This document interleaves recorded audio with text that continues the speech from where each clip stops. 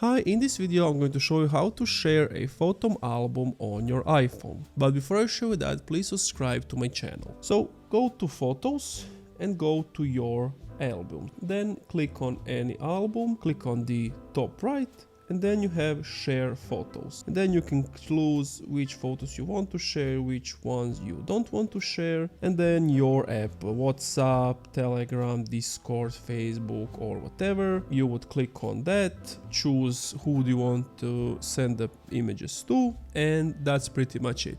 Thank you for watching this video. If you enjoyed, leave a like, comment, subscribe.